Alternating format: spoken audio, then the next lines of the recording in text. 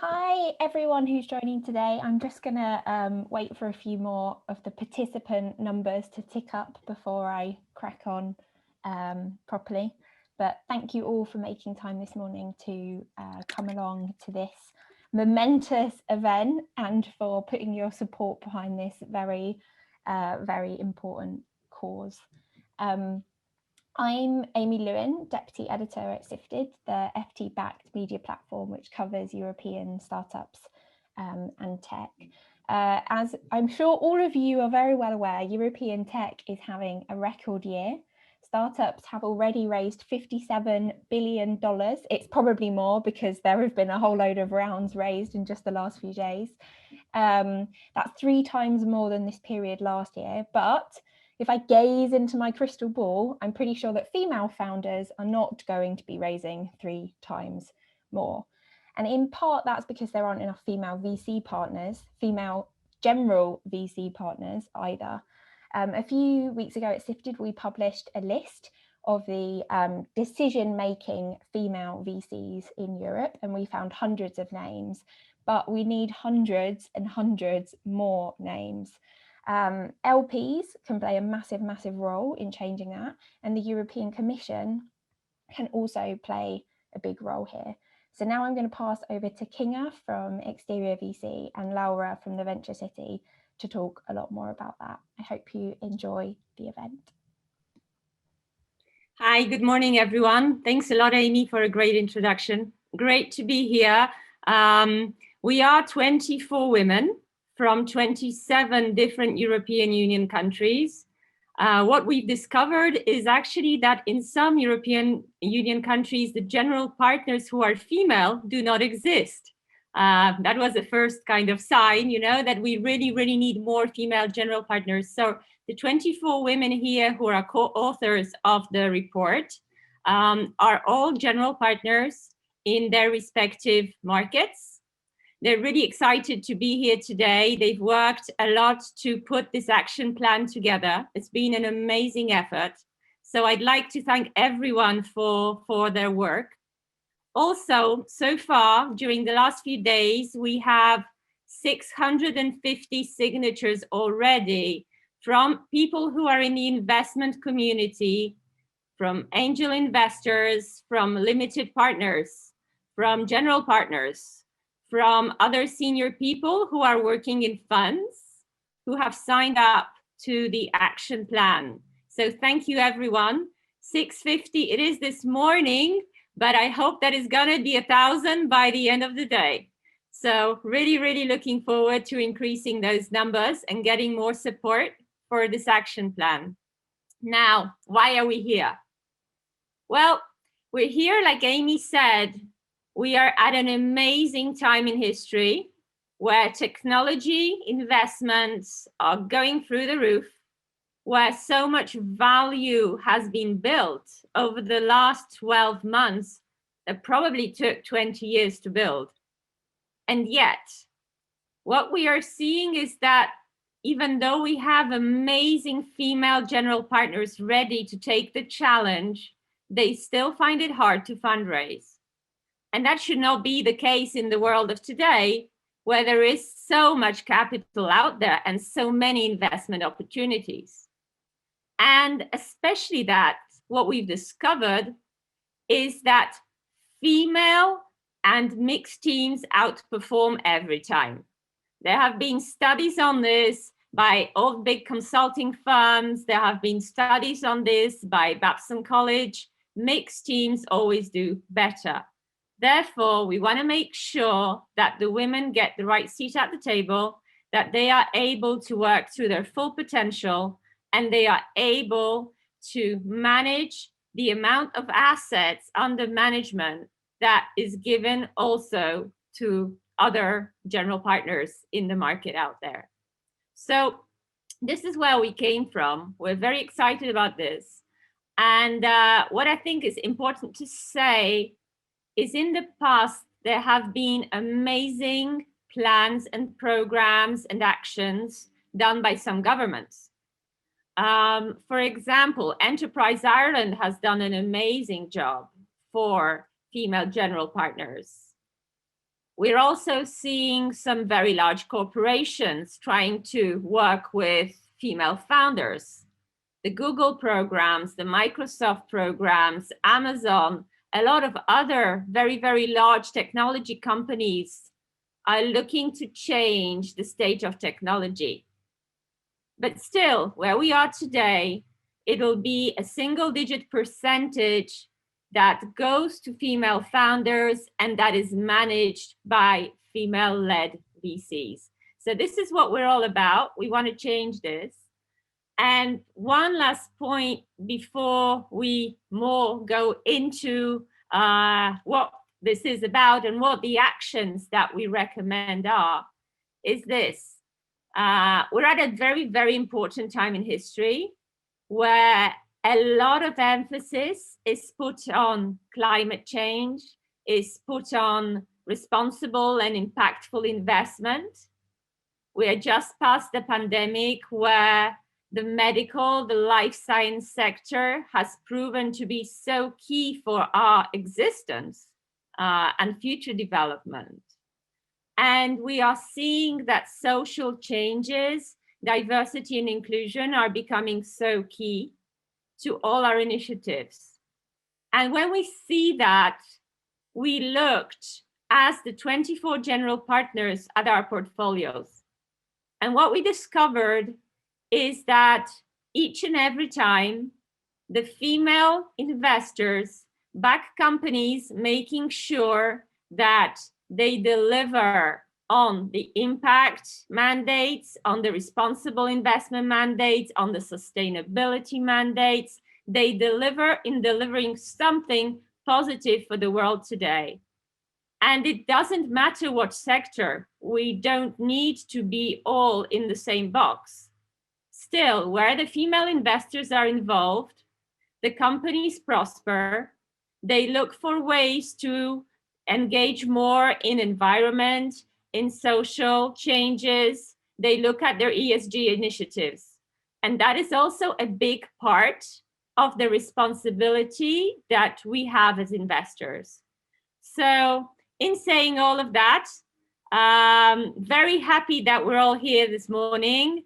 And what I'd like to do is to hand over to Laura from the Venture City, who's been absolutely an amazing force behind this report with all her team. Go, Laura.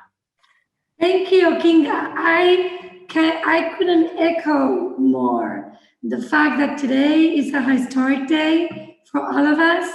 It's been years in the making.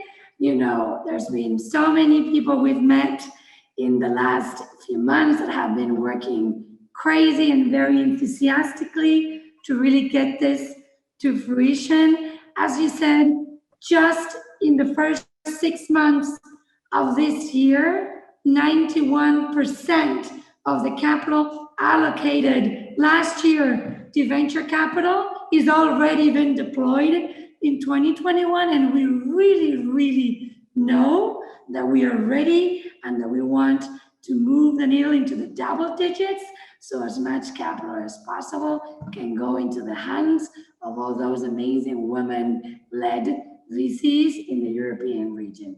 At the same time, we believe we can lead the world by doing this initiative from Europe to the world so that other regions can replicate. So what's the substance? What have we been working on in the last few months with all those amazing general partners, all those amazing partners, male partners as well from all over the place, and with all those people that have been signing that petition that today we are handing over to Commissioner Mariya Gabriel. What is the substance behind it?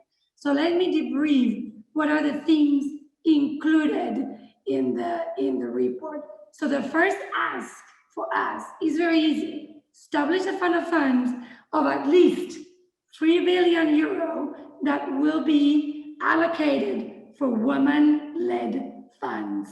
Again, general partners all over the countries are not as many. There are very many women partners, but sadly, there are many cases where those women partners don't have the ability to write checks and are part of the general partner structure of the fund.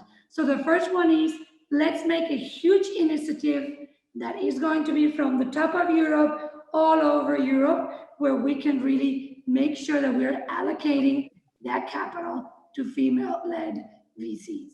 The number two is, when we look, as I was saying, into the existing pool of funds that today are allocating capital to the different funds, we need to make sure that they are partners with rights of writing checks.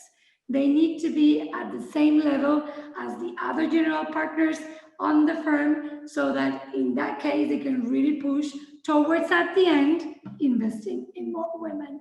The third thing that we all agreed was that we need to have grants and loans to the general partner contribution up to the second fund of the firm. We know that women, we have less capital available than men in venture capital.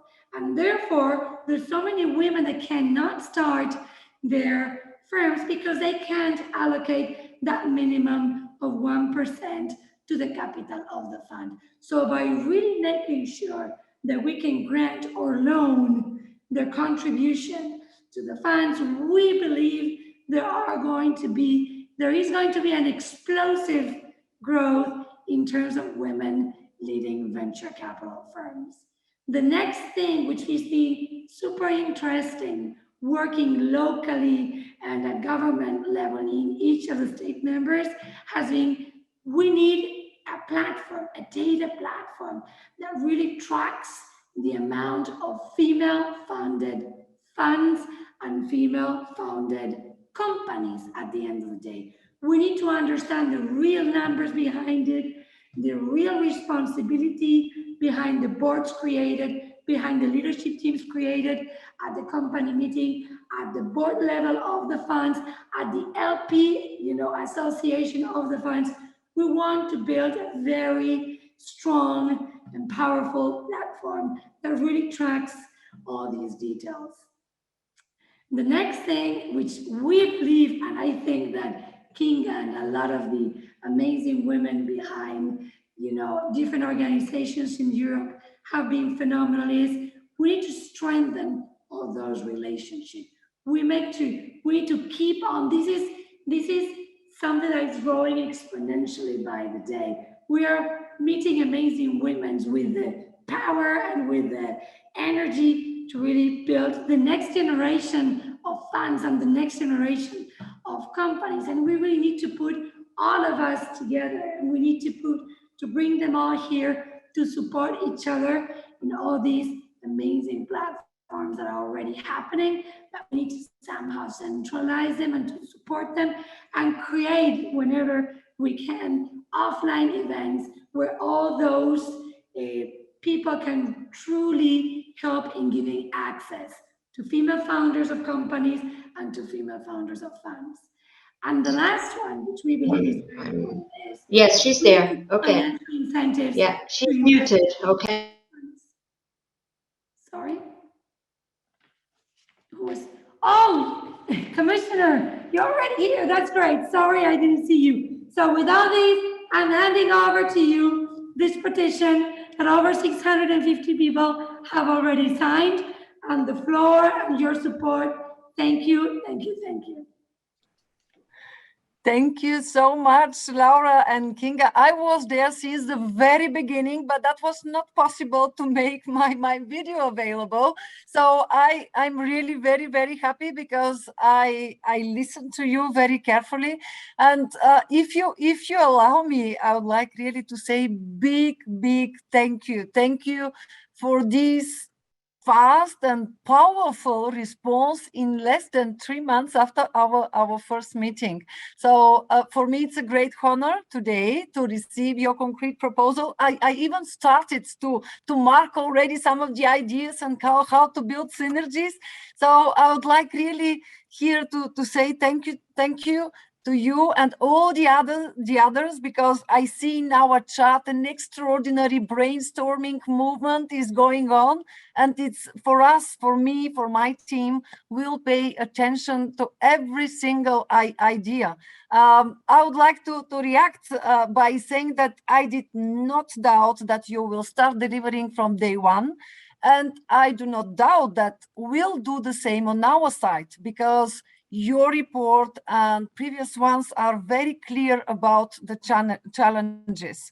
Allow me to say too that not only is there a huge female underrepresentation in the venture capital industry, but more concerning, female founders get only 1.7% of all capital. And as you have already pointed out, companies founded by women in the Central and Eastern European region, in other regions in Europe, received only 1% of available capital, and mixed teams only 5%. And the rest of the money went to a very homogeneous group. And this is astonishing, considering that women-founded startups generate more revenue per euro invested.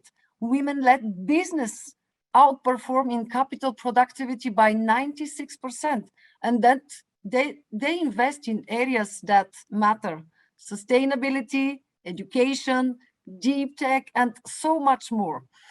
I think, and you know my firm conviction, the skills of highly qualified women are a loss of potential to the whole startup ecosystem and our economic recovery. And I fully agree with you.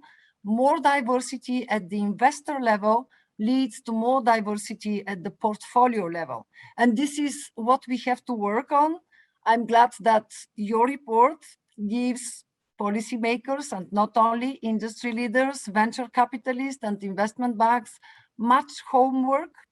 And for me, it is clear that was one of your messages, Laura, too, that we have to act on all levels, in European institutions, in local level with our member states. And in the chat I saw, yes, and we need to work with men as allies. And here, maybe we have to see some additional chances this time together with you to succeed, because first time within the same portfolio, we have education together with research and innovation. Young people are here. And that's why for me, starting with education and encouraging young women to study STEM degrees, creating a pipeline of female tech talent, and making the right conditions for more women to become board members, investors, and to later set up their own funds, it's something that I will continue to work on, and that's why I propose definitely here to join forces. Allow me here to mention one concrete example. It's the European Innovation Council. You know that we started our first call for proposals yesterday. Here, definitely we need to see how we can leverage on the base of the European Innovation Council, how we can build synergies, how we can create better conditions.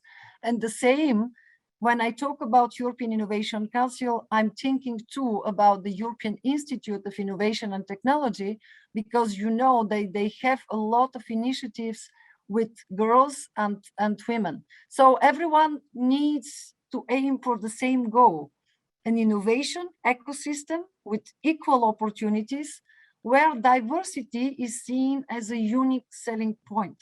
We must acknowledge the social and economic benefits of the diversity at all levels of business, entrepreneurship, and finance, and yes, follow with radical action.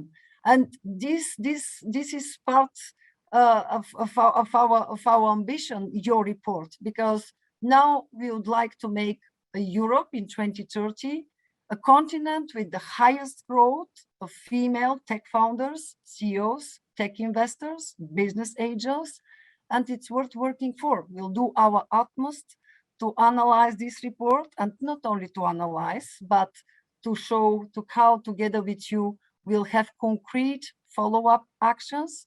And I think that it's absolutely timely initiative, because again, with your proposals, we can make our recommendations as part of the renewed innovation policy agenda for Europe, more adequate and more unlocking the potential. And the potential that we should unlock is this of our women, extraordinary talented women.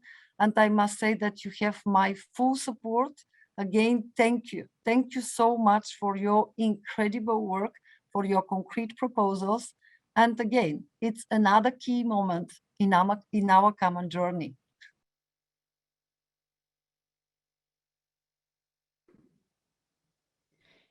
Thank you, Commissioner. You are such an inspiration for all of us. And knowing that you are our main and biggest champion, it's making the way a lot easier. I think that Kinga wanted to share something now as of the next steps that we wanted to take. Sure. Thank you very much, Commissioner. It's great to hear your inspirational voice and the determination and action behind. Thank you so much for supporting us. We would like to focus on a few things going forward and as a group, and hopefully find ways to also work with your team and with the Commission on some of these things. First of all, we want to identify more female leaders, female general partners in the respective markets, to define the local national champions of change, to make sure that we have at the different levels the right women pushing this and working with the right men who also believe in our initiative. So we really, really want to have a strong list of determined, full of action GPs who want to push this going forward with the EIF, with the Commission, also with other limited partners, with people like KfW, with local national fund of funds. So with everyone, we need those champions to be there. We want to select them, we want to empower them, we want to help them succeed. Because this is a group effort, this is an effort of all the countries, and I think that's an important part of what we are doing. Secondly, we want to make sure that we finally have the data, because data is something that is actionable, that we can discuss, that we can change, that we can set ourselves KPIs to. Today, when compiling our work, we found so many loopholes, so many gaps in the data that we often cannot compare apples to apples. And I think what is key for us is to get a firm understanding of the general partners in Europe and the assets under management that they can deploy. And those are the two terms that are most important for us. So it's not partners, it's general partners, the people who actually own the general partnership, they own the management company.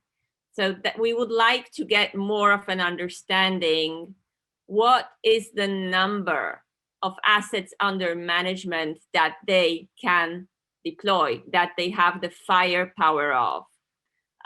We found that whilst doing the CEE report, that maybe when numbers like partners are looked at, it seems like there is a significant amount of people with a partner title, but that does not mean the same as their ability to drive the change, make the decisions ultimately, but also benefit from their work, because it's the general partners who benefit ultimately the most. So we would like to see and understand that. And of course, in today's world, with, as Amy said in her introduction, with the rounds growing, with the funds growing and gathering more and more power and more funds to manage, we want to make sure that we know how much money the females are managing. So this initiative of trying to build a European fund of funds who can act as an anchor investor for these women is the path for us ideally to take. And then the third thing is working with the media and reporting back to the community. I think it's very important that we let everyone know where we are at in all the various measurements, in all the various KPIs as we progress. And this is something where we need everyone's effort, because it's a major step forward.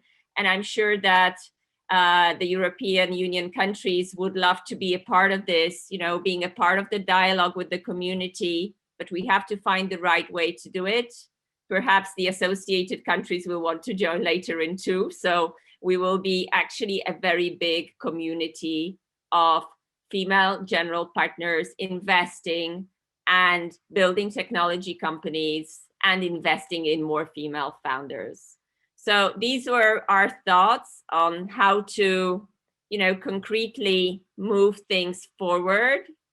What we would like to see ultimately is that in 3 to 5 years, it's just the norm.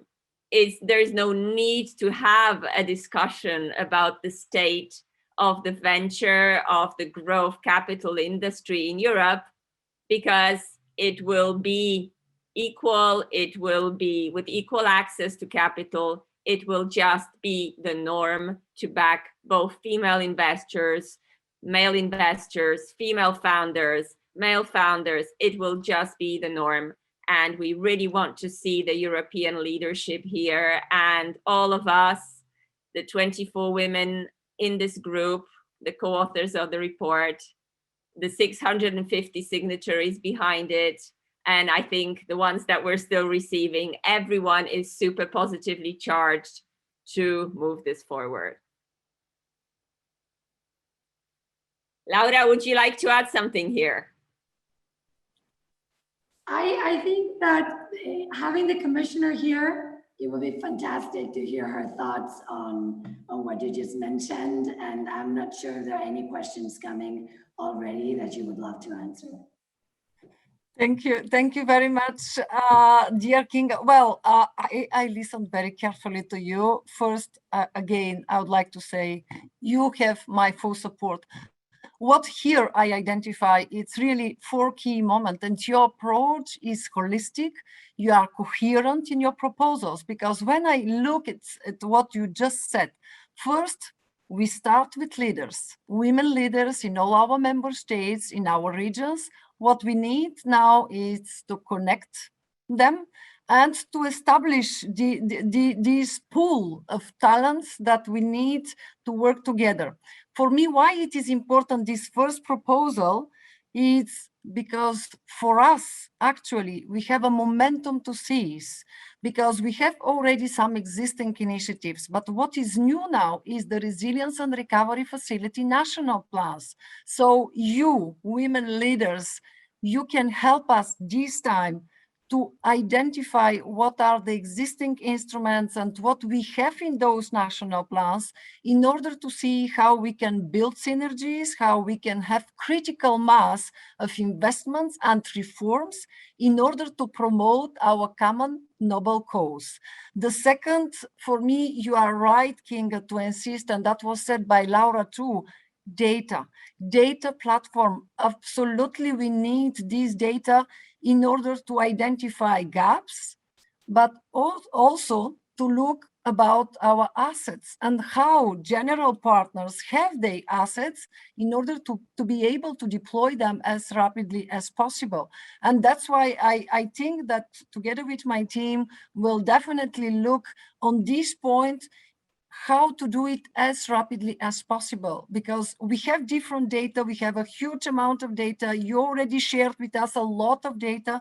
It's really important this time to have this data platform in order to be sure that we are not only looking at the same direction, but we are working on our weaknesses by wishing to transform them into opportunities. The third point is definitely, after identifying existing tools, having enough data. Of course, the third logical step is to think about new tools. That will be European funds of funds, that will be something very concentrated on investment, on general partners. It's up to you. My proposal here is to continue to co-create this together with you, because I fully believe that if you'd like to have an innovation, European innovation ecosystem where women are the main driver, we need to continue to listen to you and to co-create these new tools in order not to reinvent hot water, but to be sure that this time, maybe with small instruments, there is bigger added value. And finally, the next point, and that's the coherent approach that we have. We started with leaders, and the final point, how to give visibility to this leader, improve the communication. It's again with one single, very, very simple objective. You, every one of you, you lead by example, and people need examples to be inspired and to be convinced, and that's the best way. So I would like really to say again, thank you very much. We can see that your proposals are concrete. We are determined to identify which of them are the most adequate, and at the same time, my proposal is simple. Kinga, you said us in 2-3 years, we would like to see something as the norm. Before, we have to continue our work. That's why what I wish, for example, is every 6 months to sit around the same table and to see, okay, what's happened the last 6 months, where we succeed, where we improved our actions, where we have new proposals to discuss, because it's not sure that there is a real added value. And for that, count on me. I think that it's, again, the right moment. Together with my team, we'll look very carefully on this proposal. You know that we are preparing a communication on a European innovation ecosystem. And I think that it will be a very good signal if every 6 months we give visibility to some of the most important aspects of this European innovation ecosystem. And that's, for me, women and the power of talented women. And you are, every one of you, you are an example of this. And we should continue to work together, because only by working together, this time, we can give us more chances to achieve better results, and all this faster, because innovation, venture capital, and the development of our regions of Europe as leader in this field can't wait for years and years. We need here to stay very focused. Every one of you has an experience about this, and I will be very glad if I can accompany you in this journey, and you can count on my support.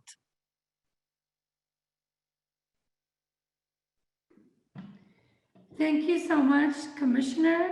You are leaving us so energized. That's dangerous, by the way. Yeah, I can see there's so many questions in the chat. I believe that, Amy, you would like to maybe read a few and get a more interactivity from the audience. Thank you. So we have a question from Maria Elizabeth for the Commissioner, which is, what specific action or event can help you accelerate follow-up and take-up amongst institutions? She wants to know, what can everyone on the Amy, I think that I answered to this question, because at least 2 concrete actions. Now we'll analyze the proposals and we'll integrate them in our common and general reflection on a European innovation ecosystem, because we would like really here to renew some of our approaches, to be innovative, to see how we can use some of the existing instruments, but at the same time, yes, this time with European Innovation Council and Horizon Europe, with resilience and recovery facilities, with some synergies with cohesion funds, I think that there is something new to do, and we'll do it. The next few weeks and months will be dedicated to this work, because don't forget, we started already this co-design and co-creation process 5 months ago. Today, we show just that in 3 months we are able to deliver. These women are able to deliver, and we need to support them. The second, when we talk about events, yes, I think that it will be good to have every 6 months a regular meeting where we can raise questions, we can insist on what are the advancements, and on the other side continue with this co-creation process where different difficulties or obstacles should be tackled, but in a common way, being sure that that's not the European institutions that decided, but it's using the experience and following the real experience on the ground of our women that we need to define our approach. So that's the main messages for at this moment, and we have a lot of work ahead of us. Amazing. Okay, question from Jonathan, which is how are we going to build up the pipeline? Are there any plans in place for that? Obviously, there are a whole bunch of amazing women in VC at the moment, not all of whom are general partners, but we need a whole bunch more. Are there any plans or initiatives for kind of supporting that next generation?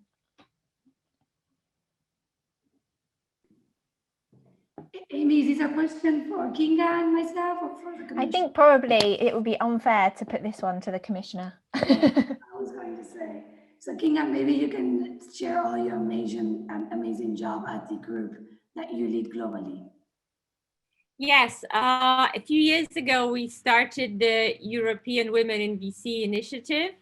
Once we realized that the number of women was so small in senior positions across the VC space, we started out looking first at Central Europe, then we ended up building it upon the European ecosystem, and we integrated a few of the associated countries as well into the group.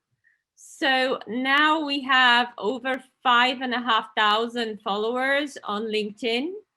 The aim is twofold. First of all, to make sure that we get more emerging managers, more senior female GPs who are building new funds, and to make aware of the success stories when such happen, that everyone knows that the women are really, really doing super well once they're able to have their funds and get the ball rolling. The second thing is to try and figure out how to encourage legacy VCs to promote women to general partners. There are a few legacy VCs in the UK that started to promote females to partner level, and that's already a really good sign, and a big congratulations to all those ladies.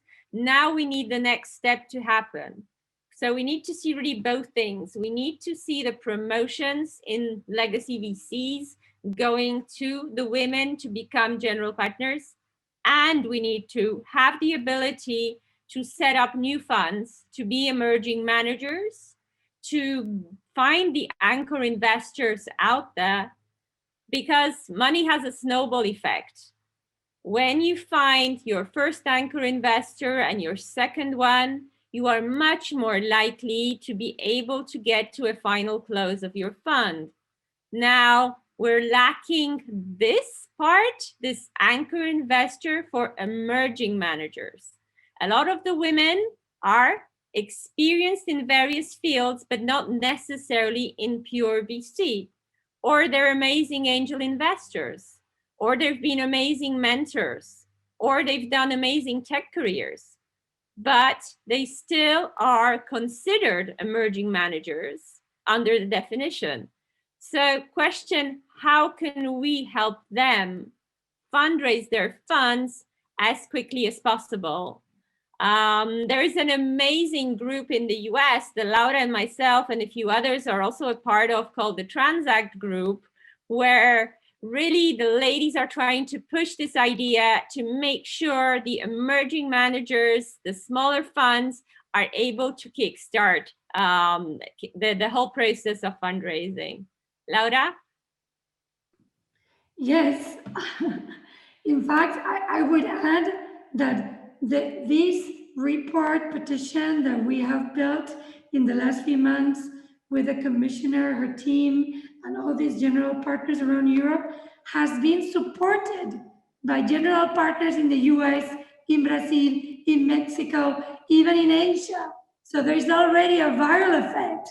The women GPs of the world are saying, what the hell is Europe doing? We want to be part of this too. So most likely that what we're discussing and seeing today, and these amazing initiatives and examples, are going to be replicated elsewhere. So we are leading the wave. in Europe with all this. I think just one thing here is important to add what Laura said, that because money is being invested globally and the technology companies from Europe want to grow to other jurisdictions as well, very often set up presence, build pipeline, build sales. So working together with other general partners from across the world helps very much some of our portfolio companies where we're already in Europe to build presence in Latin America, in the US, and in other places. So I think that this shows this big community of women wanting to help each other on all different fronts. And, I'm really looking forward to Europe being the leader in this action, because, our hearts are very much European, but I think it's a global effort, and technology is a global thing. I've got another very important question from Gerda that kind of follows up on that, which is, how do we make sure that, obviously funding women is important, but also funding a diverse set of women from all different backgrounds, of all different ethnicities, from lots of different countries. What kind of work are you planning to do there, or what, I guess, have you seen from elsewhere in the world that, can be some good kind of first steps towards that as well? That one's also for Kinga and Laura. What is great is that in the group that we have, there are already some funds that have a diversity and inclusion mandate. Unconventional Ventures, for example, that helped us, and we worked together on the CEE report earlier this year, is one such fund that builds its strategy upon finding diverse women, men, but just diverse communities, minorities to invest in, and they've been super successful in that. So actually within the initiative already, like we earlier said, it seems that the women are already doing this, leading by example. They don't even, need to have a very clear mandate sometimes. They are inclusive because they themselves need to be included. And I think with the number of emerging managers that we have in the group, it also means that they needed to come from the different backgrounds and to get there. So putting all that experience together, I think, is absolutely amazing. I think that Laura has a lot of experience with that, sitting on two sides of the ocean, one foot in Miami and the other one in Madrid, and trying to also build an inclusive and diverse community of founders from these different jurisdictions and locations. Laura, do you want to add on that? Yes, in fact, I wanted to say that when Commissioner told us that she really wanted to change the dynamics in the industry, I remember her words were, I want every woman included in every country with every experience. She mentioned board members, people in technology, mentors, like she really had a very wide, like, I don't want just women that come from the tech industry to be able to do this. I want an inclusive, and I think that was a magnet to all of us here today. I think that we are leading already, ladies. We are leading already in many ways. We just need to tell our stories. We are so bad at telling the good stories. We are so humble. We shouldn't sometimes. And we have that mandate, and we are doing it spontaneously, because it's not only diversity of race, or it's also thinking, it's also experience, it's cultural diversity, and if we have something in Europe, is a kind of diversity. So I'm pretty sure that naturally, by design, we are giving the world a very powerful message. It's not just about women, it's about diversity in every way. Amazing. I think we don't actually have any more questions. Oh, we have one final question if we have time to slip that in, which is from Cynthia, how do we also include recruiters in the effort to improve the pipeline of diversity and support existing VCs. Any quick answers on that one?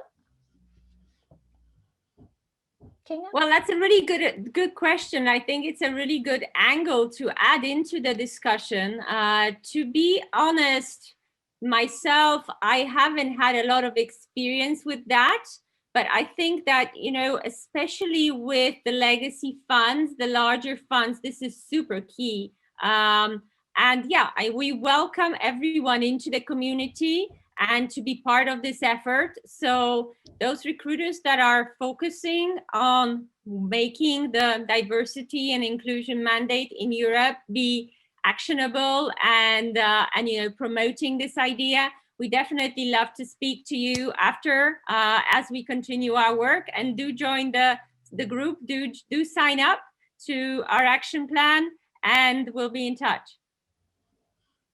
Fantastic.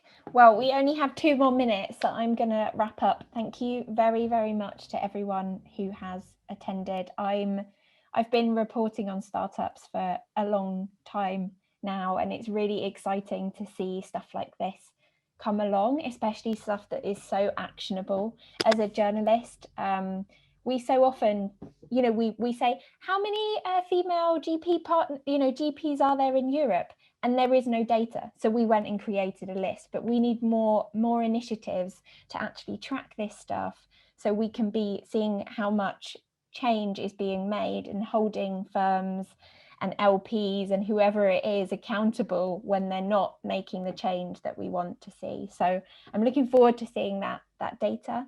I'm also looking forward to all of these plans to help emerging managers, because yeah, we want people from all around to be getting into this and funding amazing female founders. And 2 things that have really stuck with me from today are Kinga saying this needs to be the norm. It doesn't need, when a fundraise comes into my inbox and it says female founder, that shouldn't be a reason, that shouldn't be newsworthy, but right now it is, and that's not okay. And then the final thing is from Commissioner, Europe can set an example to the rest of the world on this. That's amazing. We should all be pushing for that. If Europe can be the example that VC and startup and tech communities everywhere look up to and say, hey, how did they manage that? How did they get such a good gender split in terms of the female founders backed and the women investors? That would be awesome. So thank you very much, everyone, for putting your energy and effort behind this. And I look forward to seeing where we've got to in 6 months' time. Thank you. Amazing. Thank you so much, everyone. Thanks for being here. Thank you, Commissioner, for all your efforts. And let's keep the ball rolling. Bye-bye.